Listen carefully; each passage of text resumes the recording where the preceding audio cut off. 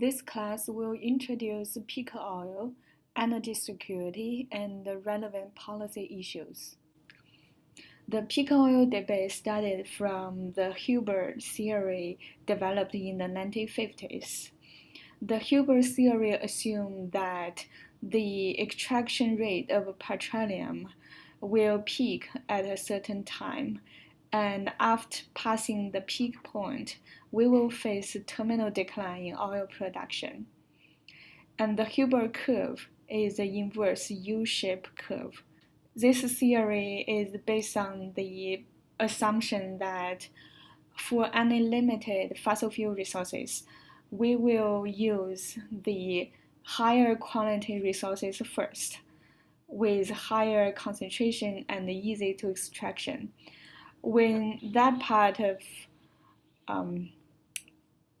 resources is used up, we will have to turn to the lower quality resources and spend more money with higher cost and higher price to use the low concentration and difficult extraction resources. And with the increasing cost of extraction, we will have a lower energy return on energy investment. And that will lead to a declining extraction rate of fossil fuel in the future. The Hilbert theory calls people to pay attention to the limitation of fossil fuel, and it is also supported by the actual extraction rate of the US oil production. The dashed line is the actual US oil production, and we can see that the production peaks during the late 1970s and the 1980s, while oil import for the US continue to go up since the 1980s, and there is a small increase since 2010 because of the boom of the shale oil and the shale gas. So the consequences of this is that large consumers of oil, such as the US, have to rely on the import of oil from other regions or other countries, unless there is a new resource that can be economically extracted domestically. So the shale oil boom actually questioned the Hilbert curve, saying that instead of having a one peak or a single peak, we now make appearance a second peak of oil extraction. So twin peak theory for the peak oil is very popular since the technology breakthrough in hydrofracking, when the cost of shale gas and shale oil has dramatically declined in the most recent years. But still, do we have unlimited resources, unlimited petroleum resources? We don't think so. If you take a close look at the discovery of oil reserve worldwide, we can clearly see that oil reserve discovery has peaked in the 1960s and has been declining afterwards. Even though we do see that the price for gas has been much higher than before, and we are sure that there is more economic motivation for the oil and gas companies to recover new oil resources. But still, we have a declining rate of recovery in terms of the worldwide oil reserve.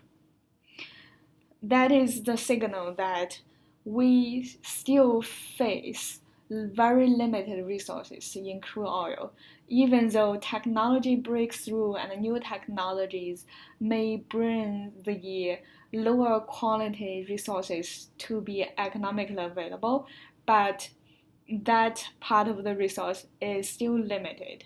And to some date, we will face the fact that the oil resource is used up, and we have to switch away from crude oil and natural gas, from the limited fossil fuel resource to renewable resources to power up our economy. So currently, who has oil? This is the second problem, that the best oil reserves, the best oil resources is controlled by a handful of countries, and many of the countries who have very rich oil reserves are actually in politically unstable areas and regions. On the other hand, the largest oil consumers, such as the countries in Europe and Japan, and some of the quickly developing countries, such as the BRICS countries, they have to buy oil from the countries who are politically unstable. And this is the source of a lot of international conflicts and geopolitics. From this flow chart, we can see that the Middle East is the primary source for supplying oil to many of the other countries. So many countries has depend on the oil supply from Middle East, and the Middle East has a significant amount of international political power because of this. Similarly, the Europe has to depend on Russia for energy supply. Therefore, this gives Russia a pretty high political power in influencing the politics in Europe. The uneven distribution of oil resources actually causes a lot of problems internationally.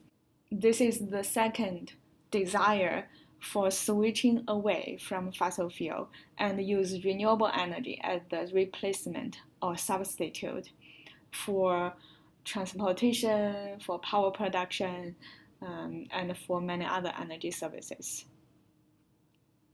So biomass in general is a great energy source that can be seen as the substitute for fossil fuel.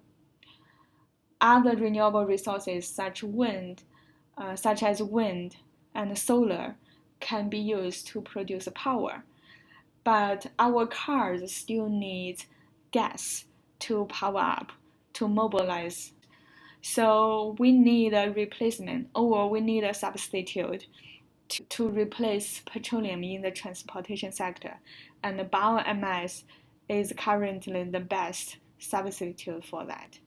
People have paid attention to the potential of biomass in supplying energy.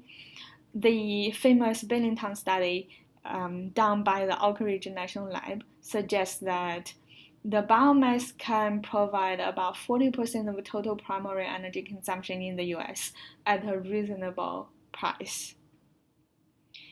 If you want to know more detail about the biomass potential, please go ahead and read the Billington study posted on Blackboard.